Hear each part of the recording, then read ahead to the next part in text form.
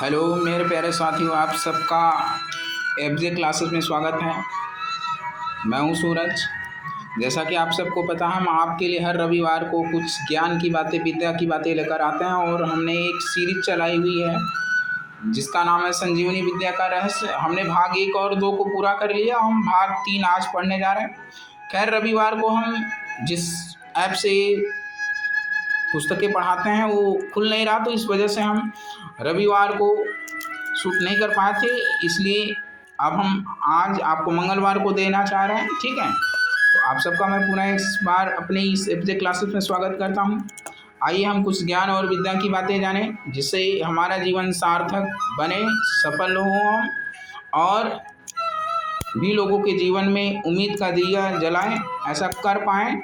ऐसी योग्यता हमारे भीतर, ऐसी सामर्थ्य पैदा हो इस ज्ञान के द्वारा, इस विद्या के द्वारा।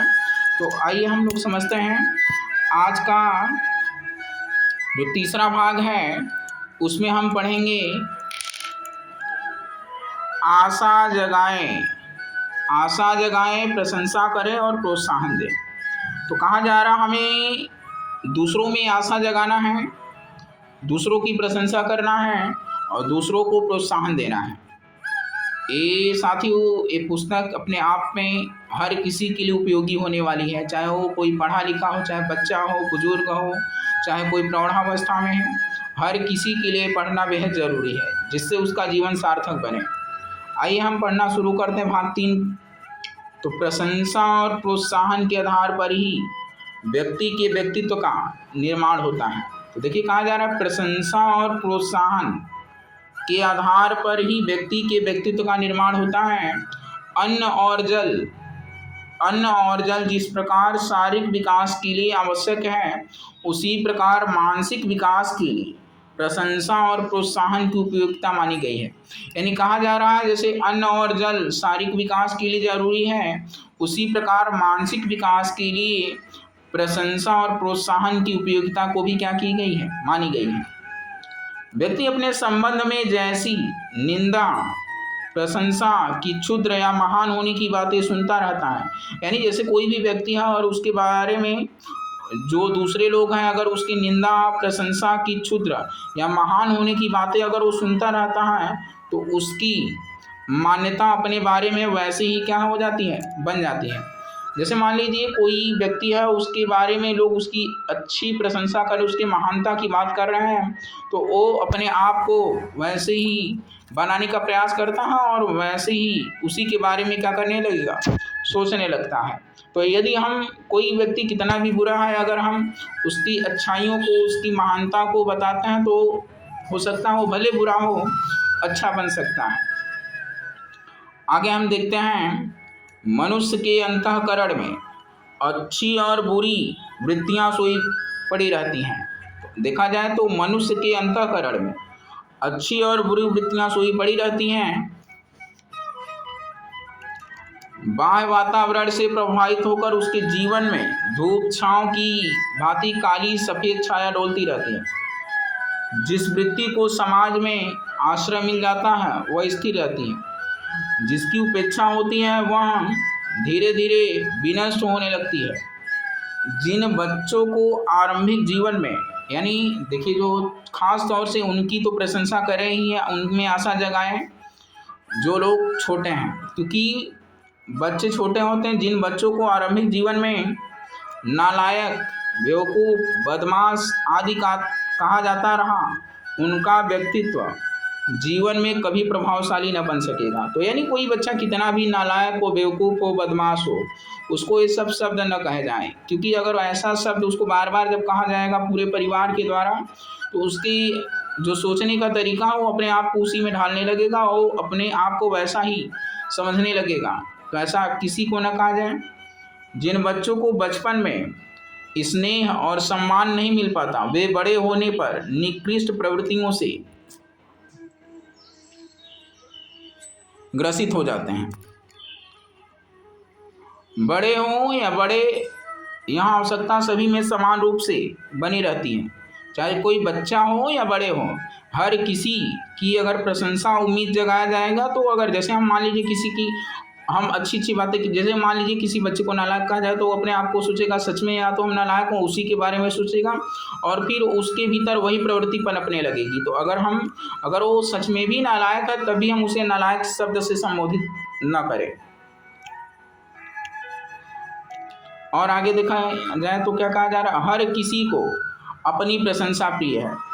जब दूसरे लोग हमारे किसी कार्य या गुण की प्रशंसा करते हैं तो हमारा मन प्रसन्नता से पुलकित हो उठता है। वे गुण धीरे धीरे हमारे स्वभाव के अंग बन जाते हैं और जिन कार्यों को प्रोत्साहन मिलता है वैसे कार्य बार बार करने की मन में प्रेरणा क्या होती है, जागृत होती है।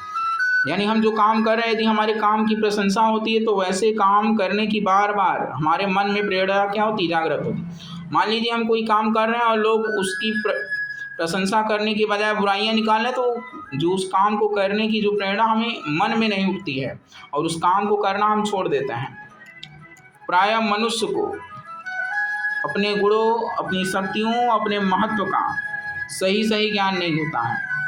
अगर देखा जाए तो जो मनुष्य है उसको अपने गुणों, अपनी शक्तियों, अपने महत्व का सही ज्ञान नहीं होता। इसके मूल्यांकन के लिए दूसरों की सम्मति की आवश्यकता होती है। यानी हमारे भीतर कौन सी क्वालिटी है, हमारी शक्ति कितनी है, हमारा महत्व क्या है, कहीं ना कहीं हम लोग अपने आप से नहीं जान पाते हैं, अपने आप से हम उसका ज्ञान नहीं ले पाते हैं। जैसे हनुमान जी की शक्ति को किसी ने याद दिलाया कि तुम इतने शक्तिशाली हो, लंका है नहीं, समुद्र पार कर सकते हो, तो कहीं ना कहीं वो सामर्थ्य, वो शक्ति, वो गुण हर किसी में है, लेकिन जो मनुष्य है उसका सही ज्ञान नहीं ले पाता है। इसलिए दूसरों की सम्मति आवश्यक होती है। अतएव हमें जहाँ कहीं भी अवसर मिले प्रशंसा करने और प्रोत्साहन देने से न चूकना चाहिए। किसी का भला हो जाए तो क्या अच्छा। अपने मित्र, स्वजन, संबंधी, परिचित, अपरिचित जो भी व्यक्ति हमारे संपर्क में आए उसके गुणों की हम सब प्रशंसा करें। सत प्रवृत्तियों को प्रोत्साहित करते रहना चाहिए। हर व्यक्ति में कुछ न कुछ गुण व अच्छाइयाँ विद्यमान रहती हैं।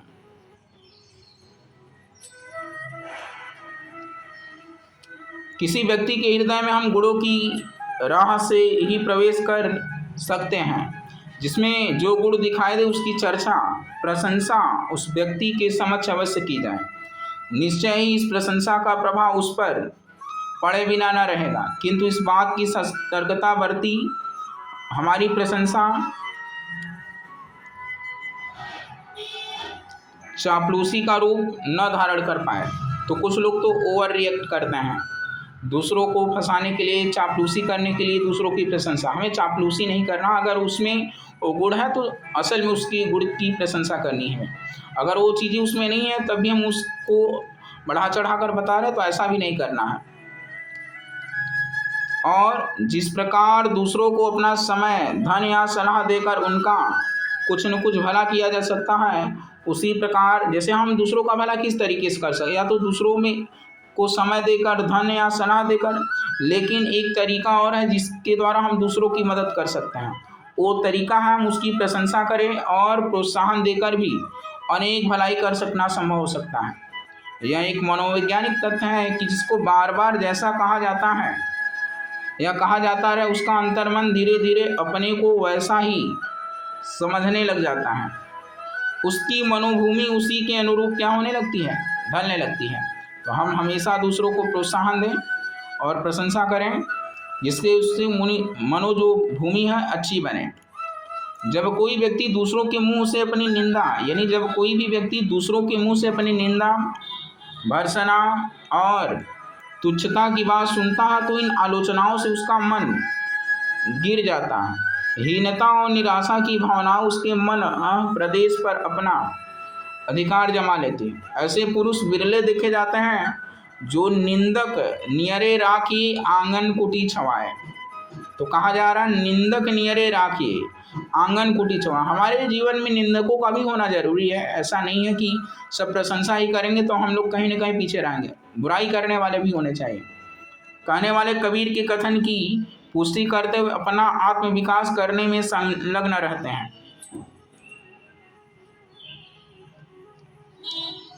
साधारणतः लोग निंदा प्रशंसा से उत्साहित होकर अपने मन को घटाते बढ़ाते रहते हैं। यदि मान लीजिए किसी ने निंदा कर दी तो मन में हतोत्साहित हो जाते हैं, और अगर किसी ने प्रशंसा कर दी तो उत्साहित हो जाते हैं। तो यानी हम मन को घटाते बढ़ाते रहें।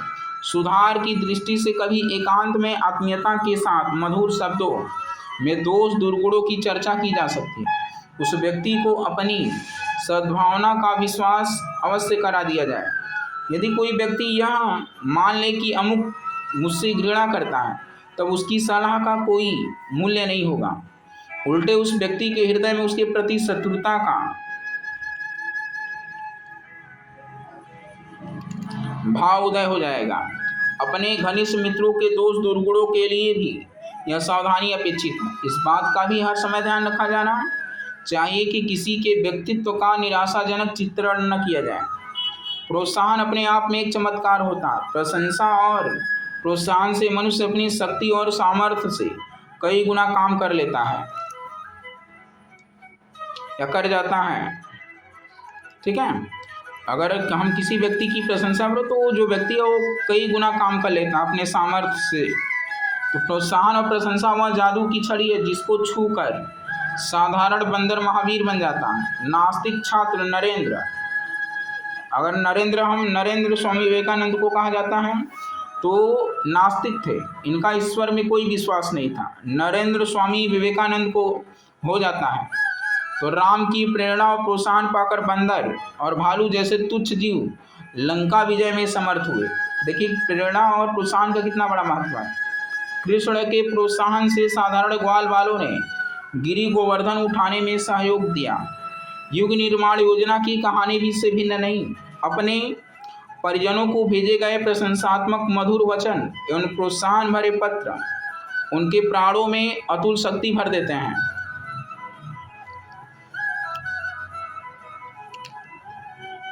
छोटे से छोटे दिखने वाले साधारण लोग कितना कार्य कर डालते हैं। देखिए अगर हम लोग देखें तो ऋषि वानरों ने राम का कितना साथ दिया, तो बस उनको राम भगवान ने क्या दी थी, प्रेरणा और प्रोत्साहन, उनकी प्रशंसा की थी। और ग्वाल वालों ने उस पहाड़ गोवर्धन पर्वत को उठाने में सहयोग दिया। तो कहीं ना कहीं सब छोटे छोटे, तो यानी छोटे छोटे लोग भी बहुत बड़ा काम कर सकते हैं, बट उनकी हम प्रशंसा, उनको प्रोत्साहन, उनमें उम्मीद जगाएं। तो छोटे से छोटे दिखने वाले साधारण लोग कितना कार्य कर डालते हैं कि देखने वाले आश्चर्यचकित हो जाते हैं। भेड़ों के झुंड में पले हुए एक सिंह शावक की कथा प्रसिद्ध है। यानी जो भेड़ों का झुंड था उसमें एक शेर का बच्चा पाला हुआ था जो अपने को भेड़ ही समझता था और घास खाता था।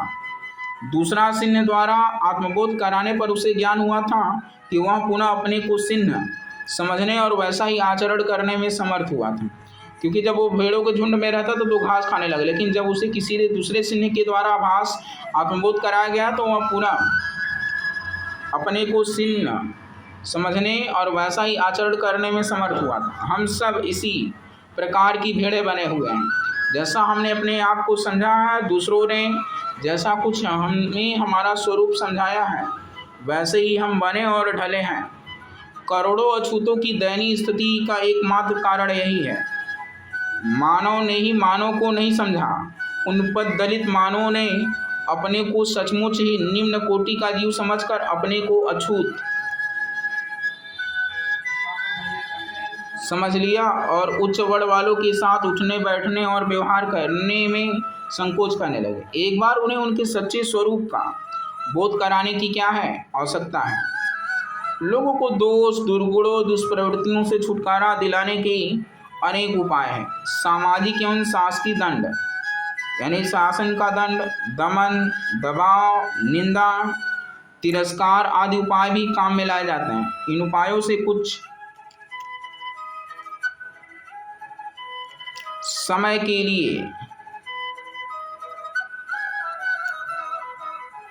लिए कोई दुर्गुण दब भले ही जाए, किंतु अवसर पाकर पुनः प्रकट हो जाते हैं। कभी कभी तो प्रतिहिंसा का रूप धारण कर लेते हैं। व्यक्ति के सुधार में दंड मार्ग से सच्ची सफलता नहीं मिल सकती है। दोषों के उन्मूलन में गुणों के संवर्धन का प्रोत्साहन और प्रशंसा का मार्ग सर्वश्रेष्ठ है।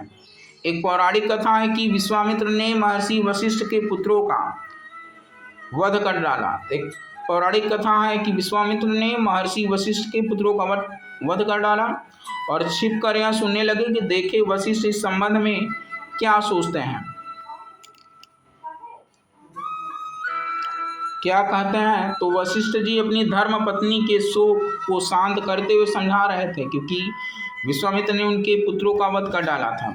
विश्वामित्र बड़े तपस्वी हैं, यह दुष्कर्म तो वे किसी आवेश में कर बैठे हैं, हम उनके प्रति बदले की भावना नहीं रखनी चाहिए। उनकी श्रेष्ठता कभी न कभी निखरेगी, उससे लोक का कल्याण होगा। राज्य को त्याग कर तपस्या में लीन होने वाले विश्वामित्र स्वभावतः दुष्ट नहीं हो सकते। यह अपराध तो उनसे भूल से ही हो गया होगा।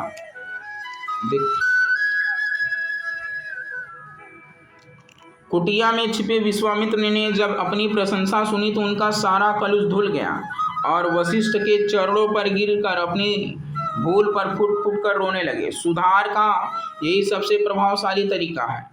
प्रशंसा और प्रोत्साहन का यह ढंग दूसरों की सत्प्रवृत्तियों को जागृत करने वाला तो है ही, इससे अपने आप को भी बड़ा लाभ है। यदि हम प्रशंसा और प्रोत्साहन करने का अपना स्वभाव बना लें तो, लेकिन आज के तौर पर ज़्यादातर लोगों का स्वभाव बुराई या निंदा करना ही है,